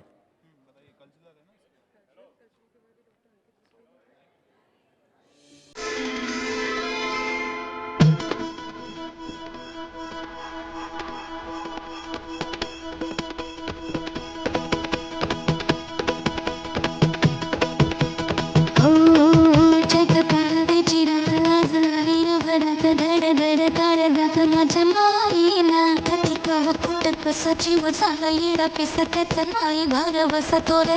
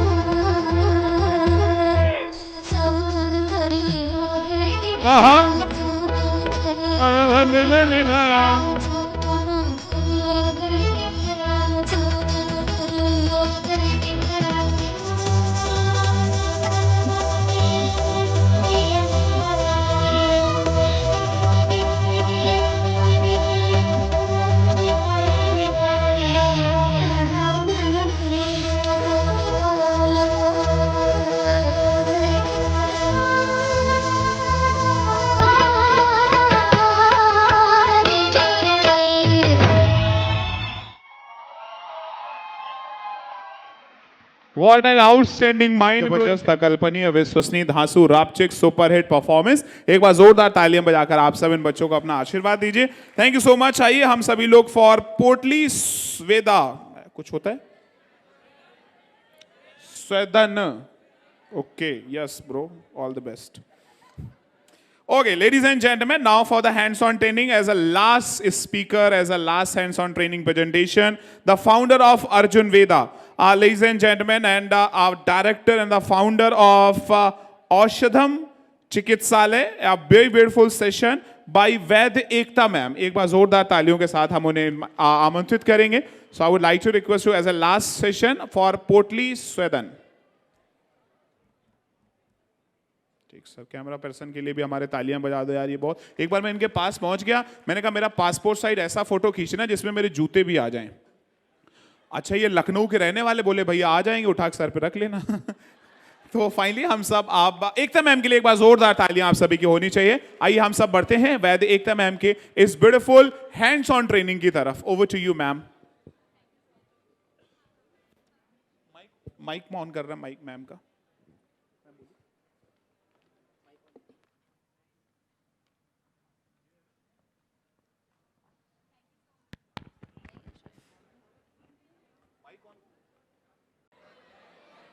रकीब आकर बताता है, रकीब मतलब जिससे उसकी शादी हो गई, रकीब आकर बताता है कि यहां तिल है वहां तिल है। Hello. ये सब हमको जानकारी थी। आइए बढ़ते हैं लेडीज एंड जेंटलमैन एक बहुत प्यारे सेशन की तरफ। We have a Vaid Ekta ma'am. एक बार जोरदार तालियों के साथ मैम को हम सब आमंत्रित करेंगे। Thank you so much. सबसे पहले तो धन्वंतरी भगवान जी को प्रणाम करते हुए मैं सबसे पहले मेरे गुरुवर वैद्य उदय तलहार सर का आशीर्वाद लेते हुए ही सेशन स्टार्ट करूंगी, क्योंकि मुझे लगता है अगर मैं अभी यहाँ पे हूँ और आप सब लोगों के सामने अपनी प्रेजेंटेशन दे पा रही हूँ तो वो सर की वजह से ही है। सर का ही आशीर्वाद है जो हम इतना आगे बढ़ के और इतनी अच्छी प्रैक्टिस भी कर पा रहे हैं। थोड़ा बहुत कुछ अच्छी प्रैक्टिस में है, नहीं आता है तो हम सर से हम सीखते भी बहुत हैं। अभी तो लर्निंग फेज में ही चल रहे हैं और आई थिंक यहाँ बहुत सारे अच्छे गुरुवर हैं। अभी हम लोग तो उनके सामने कुछ भी नहीं है, बट एक छोटा सा ही एक्सपीरियंस है जो मैं अपना शेयर करना चाहूँगी। अगर पोटली स्वेदन्स पे बात करते हैं तो एज ए यंग प्रैक्टिशनर अगर मैं बात करूं तो हम नए प्रैक्टिशनर क्या करते हैं, अगर पोटली स्वेदन की बात आती है तो हम सबसे पहले क्या करते हैं, पत्र पोटली की तरफ जाते हैं कि पत्र पोटली ही, अगर कहीं पे भी पेन हो रहा है तो हम पत्र पोटली करना ज़्यादा प्रेफर करते हैं।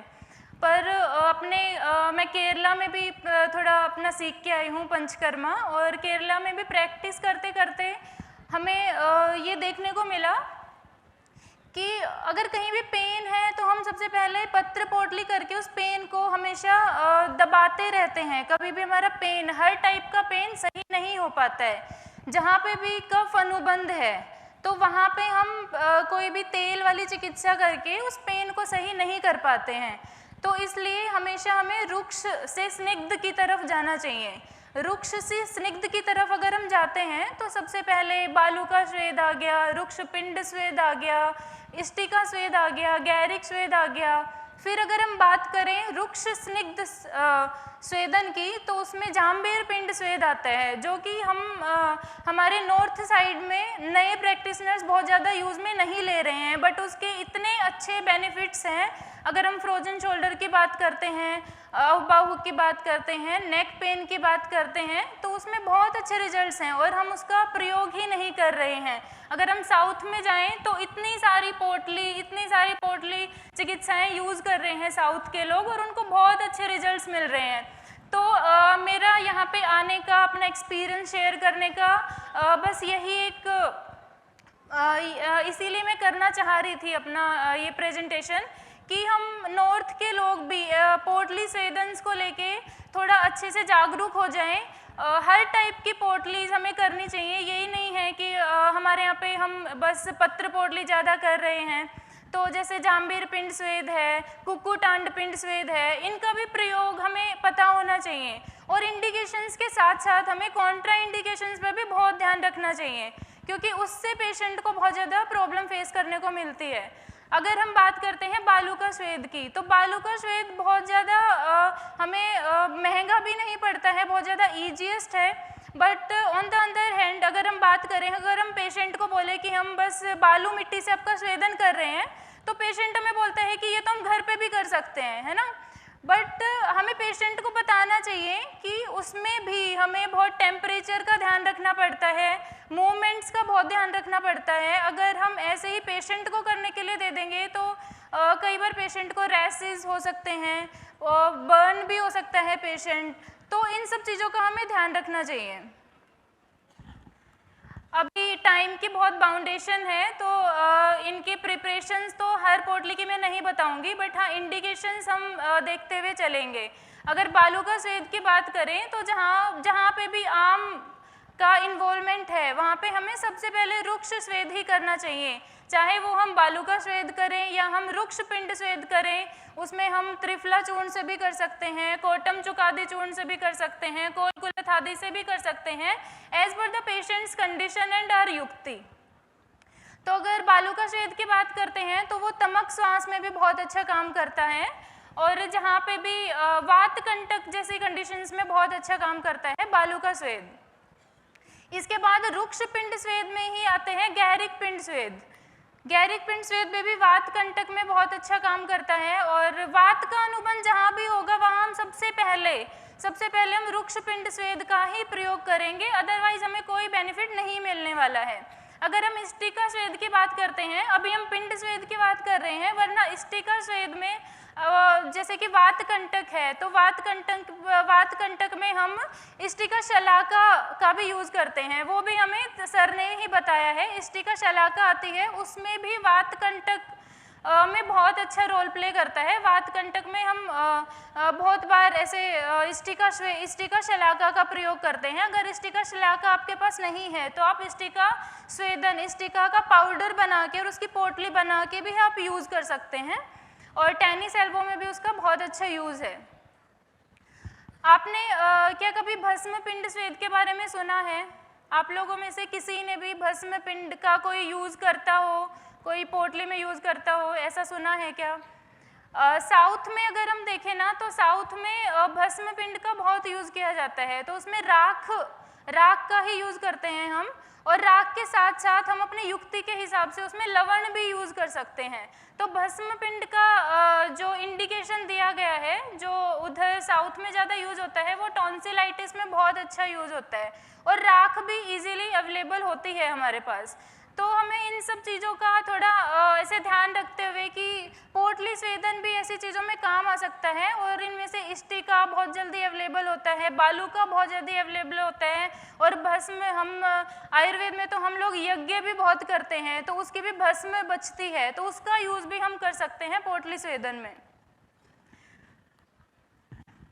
अभी जंबीर पिंड स्वेद की बात कर रही थी मैं। जंबीर पिंड स्वेद आई थिंक हमारे यहाँ पे बहुत कम यूज़ होता है, तो उसमें जाम्बीर यानी नींबू का यूज़ किया जाता है। ये मैंने इसमें स्लाइड में सारा दिखाया है। हम लोग अभी टाइम की बाउंडेशन के उससे हम इतना बता नहीं पाएंगे, बट जाम्बीर पिंड स्वेद, अगर आपको सर्वाइकल पेन है, बहुत बार ऐसा देखा जाता है कि सर्वाइकल पेन में हम क्या करते हैं कि हम ग्रीवा बस्ती करने की कोशिश करते हैं या पत्र पोटली करने की कोशिश करते हैं, तेल धारा करते हैं और उसके हमें कोई भी रिजल्ट्स नहीं मिलते हैं, क्योंकि वहाँ पे कफ का अनुबंध है और जहाँ जहाँ पे भी कफ का अनुबंध होता है वहाँ हमें पहले रुक्ष चिकित्सा करनी होती है।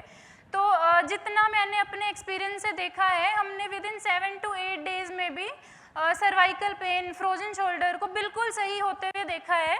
तो उसमें हम सबसे पहले क्या करते हैं, चूर्ण पिंड के साथ नस्यम शुरू करते हैं 3 दिन के लिए और उसके बाद हम जंभीर पिंड करना शुरू करते हैं।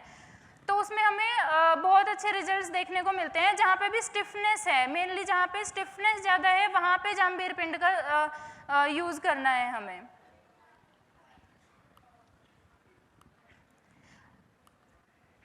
अगर पत्र पोटली की बात करते हैं हम, सबसे लास्ट हमारा यही है। वैसे इसके बाद अगर स्निग्ध की तरफ जाते हैं तो सस्टिकशाली पिंड स्वेद भी आता है, बट अभी हम ज़्यादा न्यूरोलॉजिकल में नहीं जा रहे हैं, डीजनरेटिव चेंजेस की तरफ नहीं जा रहे हैं। तो सबसे लास्ट में हमारा पत्र पोटली स्वेदन आता है, जो कि हम आम वात में भी यूज़ करते हैं, ऑस्टियोआर्थराइटिस में यूज़ करते हैं और जहाँ कटी शूल में यूज़ करते हैं। बट अगर हम आम वात में भी सीधा पत्र पोटली का यूज़ कर रहे हैं और वहाँ पे स्वेलिंग है पहले से ही, तो वो और ज़्यादा बढ़ने के चांसेस होते हैं।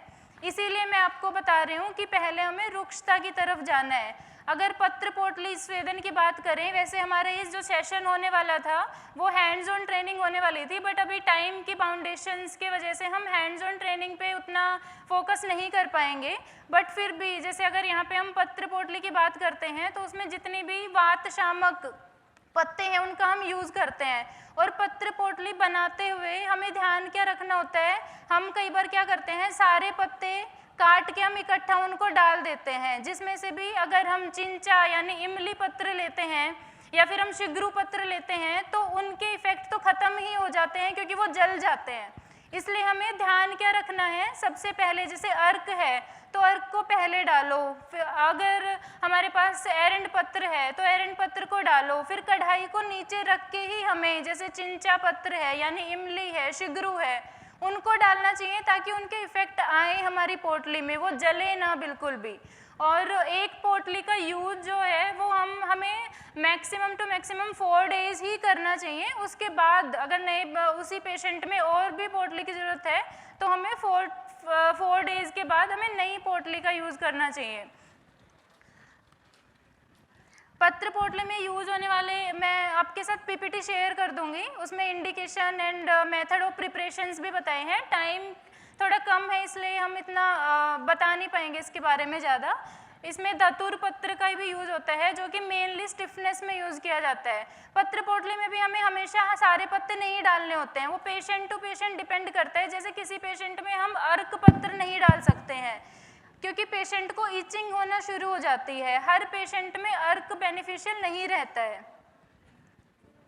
एरंड पत्र है, अर्क पत्र है, निर्गुंडी पत्र है जो कि शूलहर, सबसे ज़्यादा शूलहर निर्गुंडी पत्र को ही बोला गया है।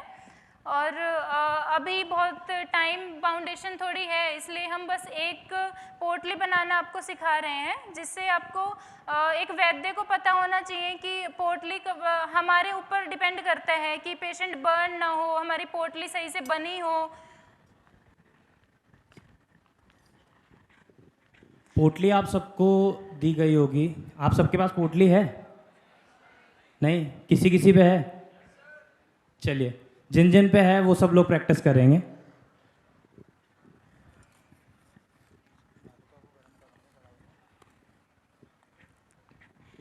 सबसे पहले हम लोग बालूका को और लवण लेके, बालूका और लवण दोनों पोटली हम बनाने जा रहे हैं। तो उसमें सबसे पहले हम बालूका लेंगे और मैम आपको साथ साथ गाइड करती रहेगी और मैं बनाता रहूँगा। अगर हम चूर्ण पिंड स्वेद भी कर रहे हैं तो हमें पहले चूर्ण को, अगर हम त्रिफला चूर्ण ले रहे हैं या कोटम चुकादी कोई भी चूर्ण ले रहे हैं तो उसको हल्का भूनना है, उसको कभी भी ज़्यादा जलाना नहीं है। हमें एक अच्छा थोड़ा ब्राउन होने तक ही हमें उसे भूनना है, उसके बाद हमें पोटली निर्माण करना है। एक पोटली के लिए लगभग 500 ग्राम तक आप चूर्ण ले सकते हैं। दिख रहा है क्या यहाँ से? सर वीडियो स्टार्ट कर दीजिए।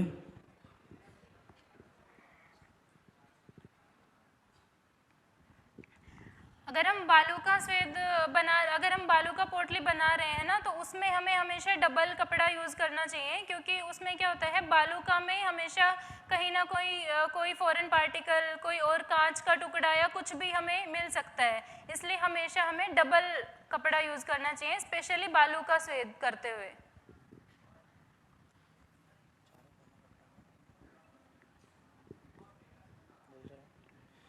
चारों कोनों को हम पकड़ना स्टार्ट करेंगे इस तरीके से। फिर उसके बाद पोटली को हम नीचे से होल्ड कर लेंगे, जिससे इसके सारे सिरे बंद रहें। आप सभी लोग अपनी पोटली इस तरीके से उठा लीजिए।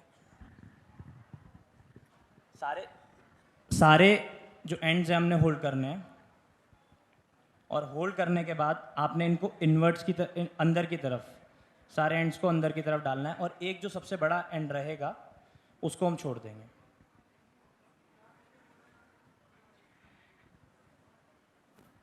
कवर करेंगे इस तरीके से।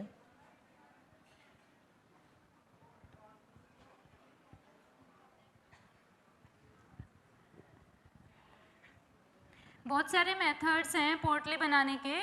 हमने तो 4-5 टाइप के मेथड सीखे हैं, उनमें से जो भी आपको अच्छा लगता है, जिसमें भी आप कंफर्टेबल हैं, जो आप अच्छे से बना सकते हैं, उसी पोटली का आप यूज़ कर सकते हैं। पोटली में पहले 3-4 रोल हम नीचे को मारेंगे, और उस थ्रेड को हम नीचे की तरफ पुश करते हुए घुमाएंगे इस तरीके से। नीचे की तरफ पुश करते हुए ऊपर रोल करेंगे। ये आपकी पोटली तैयार हो गई है, और इसको हम बांध देंगे।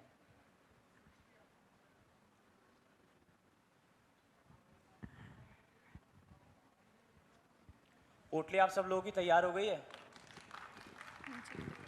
अब लेके इस तरीके से हमने मारना, पोटली अपनी जगह पे पहुंच जाएगी। अब पेशेंट के ऊपर करने के लिए पोटली को हमने सबसे पहले जो चेक करना होता है, चेक करने के लिए हमने सबसे पहले पोटली को, गर्म पोटली रहेगी तो इतनी जल्दी हीट को हम कंट्रोल करना होगा। सबसे पहले हमको अपने हैंड के इंटीरियर साइड पे टच करना है इस तरीके से, हीट को चेक करने के लिए, तभी हमने पेशेंट के ऊपर लगानी है। तो टच करा पेशेंट के ऊपर, चेक करते हुए कर गए। इस तरीके से आप पोटली निर्माण करेंगे और पेशेंट के ऊपर करेंगे। और समय की बाउंडेशन की वजह से आज हम आपको पोटली बांधना कैसे है वो सिखा रहे हैं। So most probably next session में आपसे मिलते हैं, और वहाँ पे हम पोटली को कैसे करना है, पोटली चिकित्सा कैसे करनी है, उसको हम फॉलो करेंगे। धन्यवाद। आज के सेशन में आपको वैसे बहुत सारी पोटलीज बनाना सिखाना भी था, बट अभी टाइम कम है इसलिए हम नहीं बता पा रहे हैं। अदरवाइज हम जांबीर पिंड स्वेद बनाना भी सिखाने वाले थे, पत्र पोटली बनाना भी सिखाने वाले थे। उनमें कितने टेम्परेचर का ध्यान रखना होता है, कैसे कितनी मटेरियल्स यूज़ होते हैं, वो मैंने अपनी पीपीटी में शेयर करे हैं। I will share the PPT in the group. So आप लोगों को बेनिफिशियल, आई होप आप लोगों को बेनिफिशियल लगा हो मेरा session. Thank you so much. Registration of Vaidya Ekta ma'am.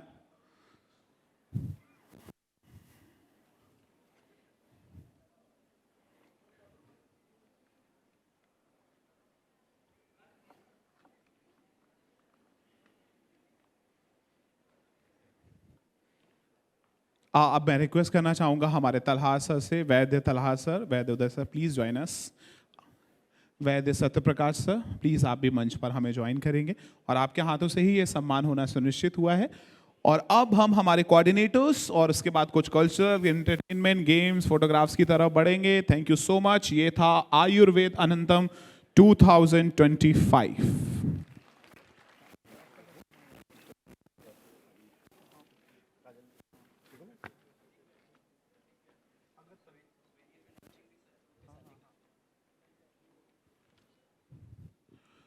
चलिए, वेलकम टू लखनऊ। लखनऊ घूमिए आप, 1-2 दिन रहिए, यहाँ के मौज मस्ती, यहाँ के जो तीर्थ स्थल हैं, अयोध्या भी यहाँ से पास में है, आप ज़रूर विजिट कीजिए। Thank you so much Vaidya Ekta ma'am. एक बार जोरदार तालियां आप सभी की मैम के लिए होनी चाहिए। आप लखनऊ के बच्चों से बस बातचीत मत करिएगा। वो लखनऊ के एक बच्चे से अंकल ने पूछा कि बेटा तुम पास कैसे हो गए, तुम्हें कभी पढ़ते नहीं देखा। बच्चे ने बोला आपके भी 3 बच्चे हैं, मैंने आपसे ऐसा सवाल कभी नहीं किया, तो आप ऐसे हमसे सवाल क्यों कर रहे हैं? तो आप यहाँ के बच्चों से बच के रहिएगा। ई-सोविया जो इस समय हम लॉन्च करने वाले हैं, उसके लिए उसकी प्रेजेंटेशन या फिर एक छोटे से शॉर्ट एड्रेस के लिए हम आमंत्रित करते हैं HOD of associate professor, HOD and associate professor of department of अगतंत्र।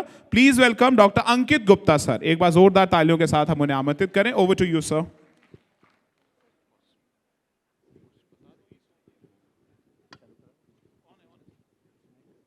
Good evening to everyone. Myself Dr. Ankit Gupta, HOD and Associate Professor, Department of Agatantra. अभी अपने जितने भी प्रेजेंटर्स थे सब ने अपने poster presentation and paper presentation complete किए हैं। अराउंड 400 के लगभग थे, जिसमें से कुछ को पेपर प्रेजेंटेशन सेलेक्ट हुआ था, कुछ को पोस्टर प्रेजेंटेशन सेलेक्ट हुआ था। और हम लोगों ने एक एब्स्ट्रैक्ट जिसने भेजे थे उनकी लिस्ट बनाई है और जिसको सिलेक्शन हुआ था उनकी लिस्ट बनाई है। तो ऑलमोस्ट जो सिलेक्शन हुए हैं वो अभी हम लोग निकालेंगे यहाँ पे। और जो सिलेक्शन हुए थे उनकी लिस्ट है। बाकी की अपने टीम मेंबर्स जिसने हेल्प की है, सोविनिर में जो साइंटिफिक कमेटी के मेंबर्स थे उनकी लिस्ट आएगी। और उसमें अपने आयुर्वेद फाउंडेशन एवं जो मैसेज जा रहा है आयुर्वेद फाउंडेशन की तरफ से वो भी आपको दिया जाएगा। ई सोविनिर आज ये लॉन्च कर रहे हैं हम लोग पहली बार।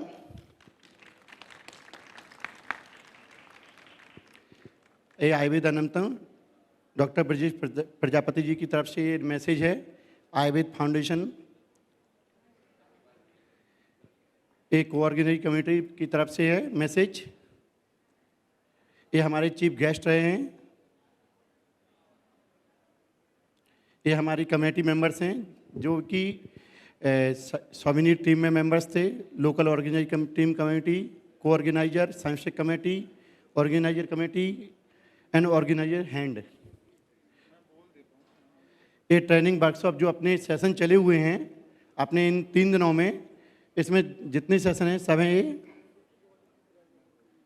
ये शेड्यूल है फर्स्ट डे का। पोस्टर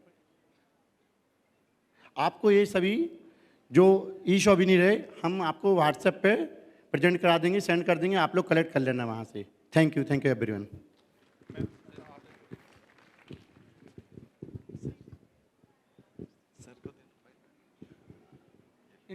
क्या बोल ना, मैं नहीं बोल पाऊंगा। सोविनिर के बारे में बोलना है, प्रोग्राम के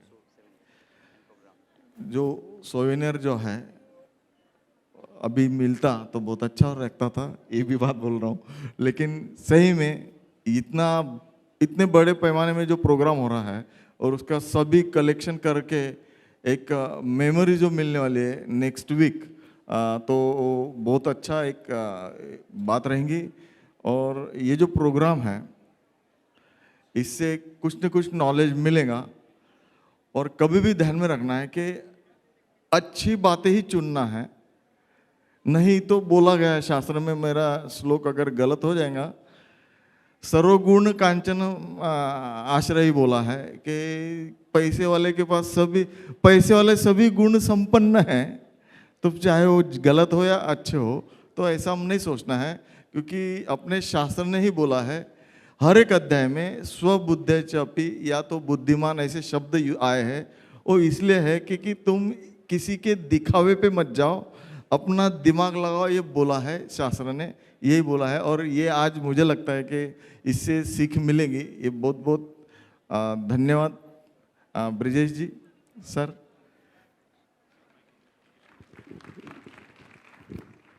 थैंक यू सो मच, एक बार जोरदार तालियां। अभी हमने जो 3 बच्चों का नाम लिया था जिन्हें हमने 11,000 पुरस्कारों के साथ और भी 2500 पुरस्कार के साथ सम्मानित किया, लेकिन वो जो 3 बच्चे थे उनके अलावा 350 से ज्यादा पेपर पोस्टर प्रेजेंटेशन में लोगों ने सहभागिता सुनिश्चित की थी। एक बार उन बच्चों के लिए आप सभी की जोरदार तालियां होनी चाहिए।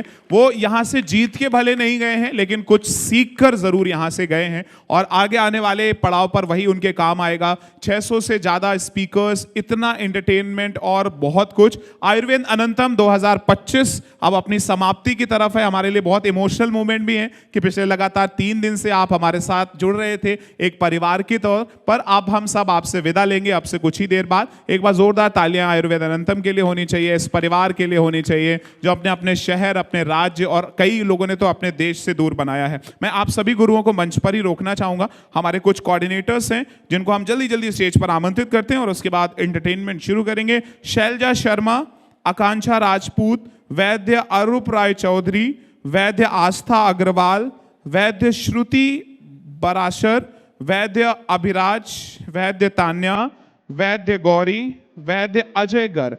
मैं हमारे जिन भी हमारे कोऑर्डिनेटर्स को हमने आमंत्रित किया है, कृपया आप तक हमारी आवाज पहुंची है, कृपया आप मंच पर आकर आयुर्वेद अनंतम की बधाई, शुभकामनाएं, सफलता की लेने के लिए मंच पर अवश्य उपस्थित हों। Can we have music?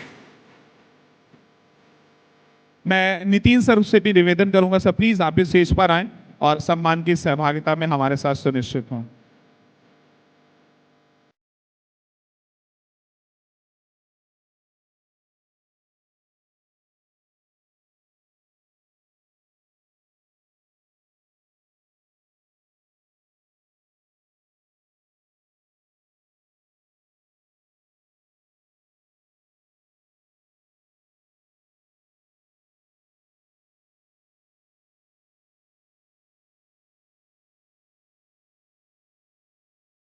We are in Lucknow, Uttar Pradesh की राजधानी। यहाँ के लोग, यहाँ का प्रेम, यहाँ का सद्भाव पूरे विश्व में फेमस है। लखनऊ की हॉस्पिटैलिटी।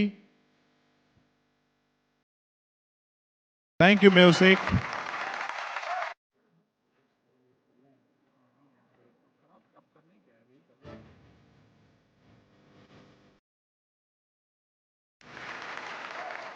Many many congratulation. हमारे दिल के थिएटर में सावन का राग लगती हो, मैं मक्के की रोटी तुम सरसों का साग लगती हो, गोमती नगर हो तुम तो मुझे शहीद पथ समझ लेना, मैं हजरतगंज कसम से तुम तो चार बाग लगती हो। तो ये जो लखनऊ की मोहब्बत है गुरु, इस लखनऊ को घूमिए, यहाँ की तहजीब, यहाँ की संस्कृति, यहाँ की विरासत के साथ आप रूबरू होइए। Thank you music.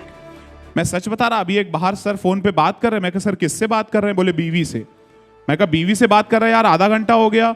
बोले हमारी थोड़ी ना है। तो हम लोग बहुत ऊर्जावान वाले लोग हैं, हम मस्ती वाले लोग हैं, हम हर तरफ अपनी मस्ती फैलाते रहते हैं। इस समय हम हमारे कोऑर्डिनेटर्स का सम्मान कर रहे हैं। आपके दिलों में अगर थोड़ी सी प्रेम, सद्भाव, हाथों में ऊर्जा शेष है तो आप इनके लिए तालियां बजा सकते हैं, वरना आपका बहुत बहुत धन्यवाद। हम आपका कुछ नहीं बिगाड़ सकते। हमारे पास डिजिटल है, हम बजा देंगे उससे समझ के। वैद्य अजय गर्ग जी, वैद्य गौरी जी, वैद्य तरनदीप गर्ग जी, वैद्य अर्शदीप सिंह जी, आमिर सुहेल जी, वैद्य गगन गुप्ता जी, वैद्य शुभांशु जी, वैद्य अमित सैनी जी, वैद्य आशीष मलिक जी, वैद्य Chirag Bhardwaj ji, Vaidya Mamta Kumari ji from Bihar, Srishti Sharma ji from Patanjali.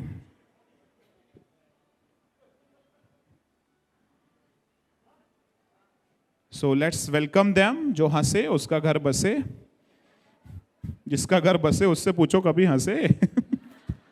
Can we have music?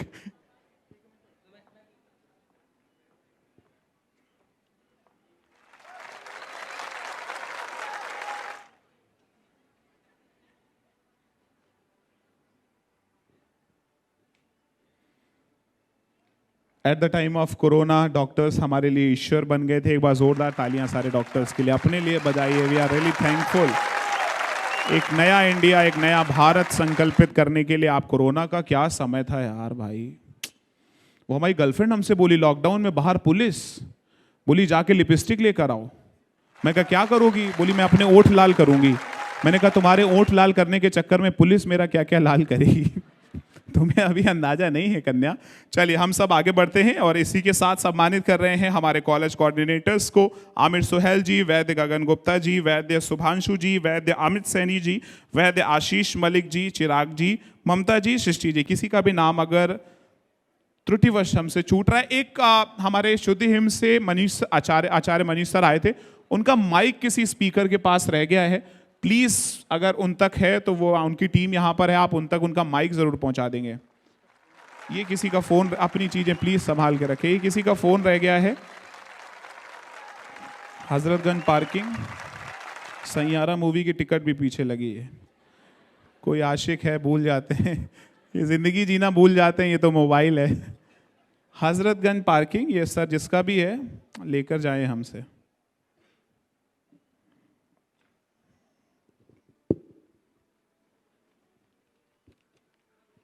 Samsung company का है।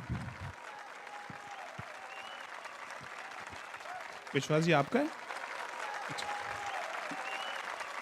चलिए इसके बाद हम सम्मानित करते हैं the Sasa dance academy director. ये बच्चे कितना अप्रतिम सांस्कृतिक प्रोग्राम कर रहे थे यार। इन बच्चों के लिए आप सभी की तालियां। हमारे कोऑर्डिनेटर्स के बाद हम उन बच्चों को भी सम्मानित करेंगे। शिवा वाल्मीकि जी जो डायरेक्टर हैं द सासा डांस एकेडमी की।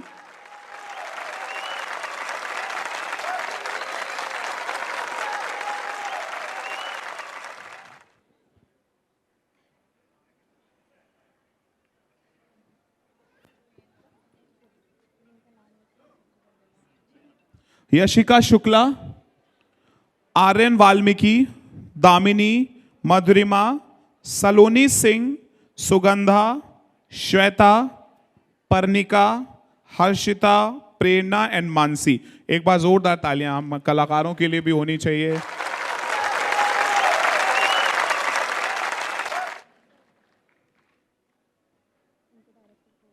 We have a director Shiva ji, please आप हमें ज्वाइन करेंगे sir. Thank you so much, बहुत बहुत धन्यवाद for joining us today. It's really our privilege. हर एक परफॉर्मेंस अप्रतिम, दिव्य, अलौकिक थी। मैं व्यक्तिगत तौर पर भी हमेशा कार्यक्रम में ये मानना है कि पैसा लगाकर ऑर्गेनाइजर कार्यक्रम को दिव्य नहीं बना सकता, भव्य बना सकता है, लेकिन दिव्यता इन कलाकारों के साथ आती है। एक बार जोरदार तालियां कलाकारों के लिए होनी चाहिए। इतनी ज्यादा बजाती हो तुम, एडवांस पेमेंट है क्या? मरते नहीं, जिंदा दफनाए जाते हैं, और जब हम कलाकारों की कब्र खोदी जाती है तो भी तालियों के इंतजार में पाए जाते हैं। तो आप सब तालियां बजाते रहिए। हम कलाकारों को वो मिला हुआ है कि जो हमारी परफॉर्मेंस पर तालियां नहीं बजाता, अगले जन्म घर घर जाकर बजाने के, नहीं मैं बजागा हूं। आइए द सासा डांस एकेडमी के साथ। Thank you so much. Certificate सबको मिल गए बच्चों को? Done, thank you so much, बहुत बहुत धन्यवाद, thank you. Doctor Deepika ma'am हमारी कॉलेज कोऑर्डिनेटर, वो मैम छूट गई थी, प्लीज आप आ जाएं। I would like to request to Deepika ma'am, please join us. Ishi Deepika? Okay, ladies and gentleman, on a serious note, back stage जो लोग काम कर रहे हैं उनमें से भी एक बहुत मजबूत पिलर दीपिका मैम है। एक बार जोरदार तालियां आप सभी की मैम के लिए होनी चाहिए। Thank you.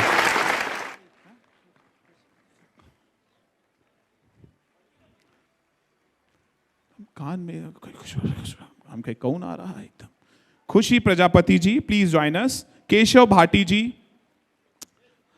प्लीज थोड़ा जल्दी करेंगे हम सब। केशव भाटी जी, खुशी जी, और इसके बाद हमारे स्टेट कोऑर्डिनेटर्स को हम सब आमंत्रित करेंगे।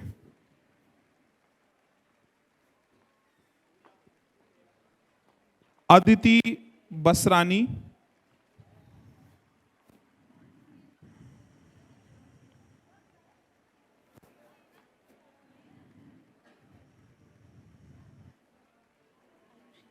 Ayushi ma'am, please join us.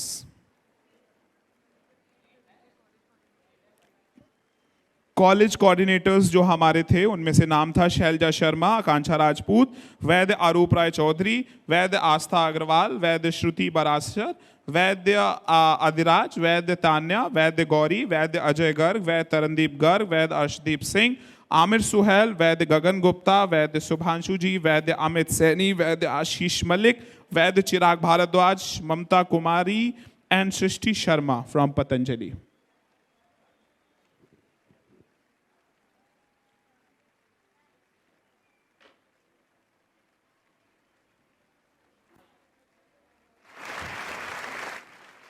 Thank you.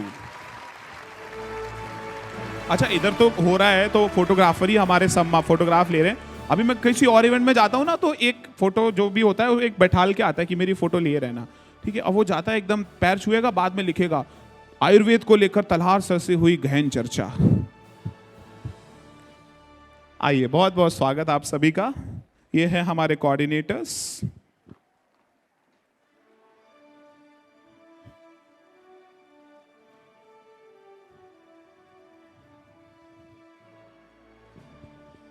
मोहब्बत की दीवारों पर गुलाबी पेंट हो जाए, लड़कों आज रात ये मैसेज उसको भेज देना। मोहब्बत की दीवारों पर गुलाबी पेंट हो जाए, तुम्हारा तन बदन महका दें ऐसा सेंट हो जाए, और प्यार की सर्विस में अब तक संविदा पर हैं, मिला दो डैडी से तो परमानेंट हो जाए। तो मैसेज भी तैयार करा रहा हूं मैं। आइए, हम सब इस समय हमारे कोऑर्डिनेटर्स का धन्यवाद कर रहे हैं। Thank you so much Ayurveda Anantam को वाकई अनंतम तक पहुंचाने के लिए।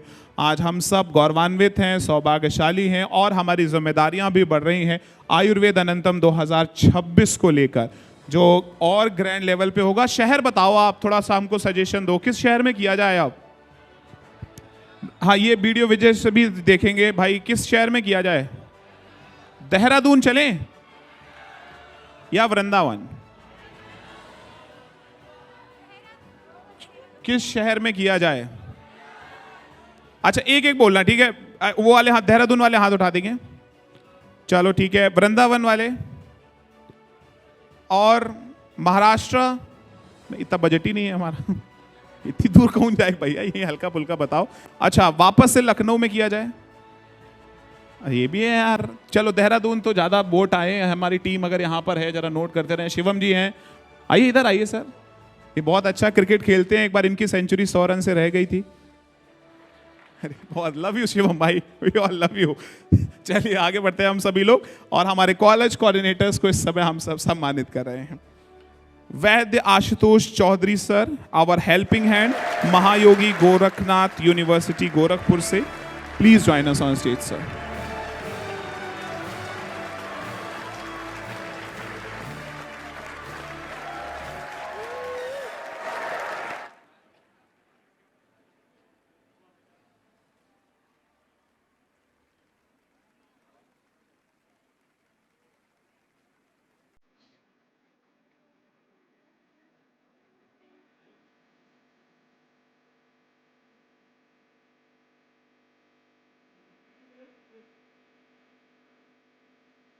चलिए, state coordinators Vaidya Mimanshu Sahu, please join अस।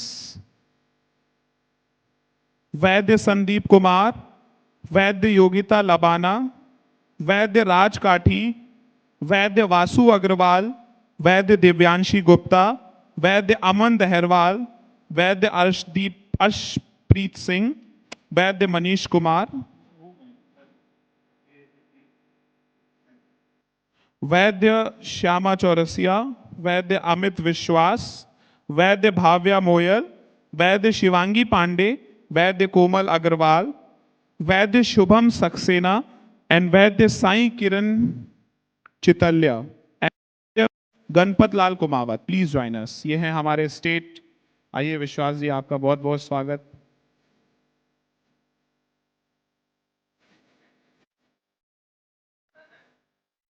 अमित विश्वास जी, जिनका टाइटल है कि आयुर्वेद है तो विश्वास है। हमारे Rishabh Shukla ji,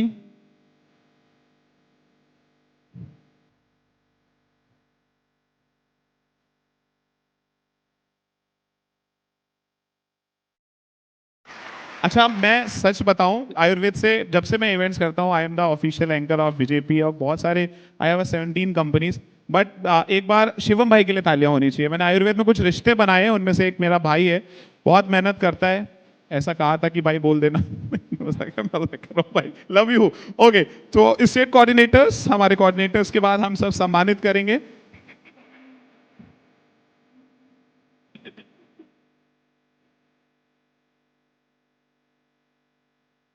Rishabh Shukla sir, please join अस।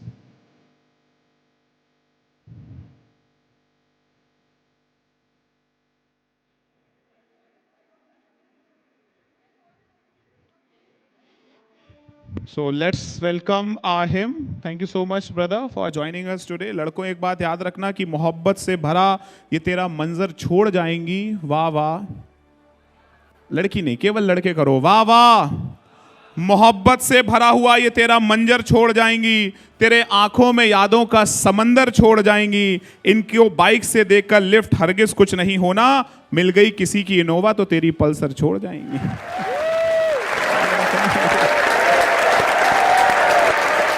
आइए हम सभी लोग सम्मान करने की श्रृंखला में कुछ और नाम है तो वो हम तक पहुंचाएं, अदरवाइज इट्स टाइम टू से बाय बाय कुछ डांस परफॉर्मेंसेस के साथ। और क्या सुनना चाहोगे बताओ कुछ। अपने आप को मुगल नहीं, शायरी तो अभी कि हम सत्यनारायण की कथा सुना रहे थे। अपने आप को मुगल आजम, हमको अनारकली समझो, तब तक इधर सम्मान भी चलता रहेगा, आप मुस्कुराते भी रहो हमारे साथ। कुछ और जो हमारे पास हैं सम्मान, ऑल डन। अच्छा तो अभी सर को रोकें कि नहीं? सर प्लीज आप बैठ सकते हैं, एक प्यारा सा कल्चरल इवेंट तब तक हम एंजॉय करते हैं। थैंक यू सो मच तलाश sir, thank you so much Nitin sir, thank you so much Ankit sir for your valuable love. कितने लोग देशभक्ति भी सुनना चाहते हैं कि मतलब चलेगा? पक्का तालियां उतनी बजाओगे जितना हंस रहे हो। खोलता हुआ रगो मेरा नवे शिवाजी वाला लहू का उफान कभी छुपने ना पाएगा। और पन्ना धाए हाड़ा रानी का ये बलिदानी देश कुर्बानी में कलेजा दुखने ना पाएगा। और शेखर सुभाष शिफाक की दरा है यहाँ, क्रांति का प्रवाह कभी रुकने ना पाएगा। और 125 करोड़ दिलों में लहरता हुआ ये लाडला तिरंगा कभी झुकने ना पाएगा। अब जरा एक बार हमारे साथ ये रहन दो यार, ओरिजिनल वाली सुनने दो जो ओरिजिनल मिल रही है। यहाँ तो आज कुछ भी बोलो, कॉपी चेक हो रही है हमारी। प्लीज और सम्मान अगर हमारे साथ है तो वो पहुंचाएं, और उसके बाद बस पेमेंट ही पेमेंट है, अब बची बाकी सब हो गया है। ब्रजेश जी जहां कहीं भी हैं लिफाफा पकड़ाएं। ब्रजेश भाई बड़े टेक्निकल आदमी है यार, हमको फोन किया, बोले भाई कार्यक्रम करना है यार, कितना पैसा लोगे? मैं कहा पैसा क्या यार, जितना हॉल नंबर 2 और 3 वाले एंकर ले रहे हैं उससे 100 रुपए कम दे देना। बोले भैया फ्री में आ जाओ क्योंकि दोनों 100 में ही आ रहे हैं। तो ये बड़े टेक्निकल, प्यार की आंच में 50 का काम 5 में कैसे कराना है एक करण भाई जानते हैं, इनकी टीम जानती है। चलो हम सब कुछ और सम्मान है उसके पश्चात बढ़ेंगे। तब तक आप कुछ गाना वाना कोई आता है किसी को, कोई सॉन्ग सुनाना चाहे? और आप तो कुछ हो गया, सारे सेशंस हो गए, लेट्स एंजॉय। यस मैम आ जाओ, बहुत अच्छा मैम गाती हैं, आइए। ऐसा इनका खुद का मानना है। मैम कुछ देशभक्ति रखना। अच्छा अब कल्चरल आ गया, 1 मिनट आप रुको, उसके बाद हम आपको परफॉर्मेंस करा देंगे, ठीक है मैम? डन, आप बैठ जाओ इधर। So let's enjoy. कौन सी थीम पे है? कौन सी थीम पे? घर मोरे परदेशिया। आइए। 3, 2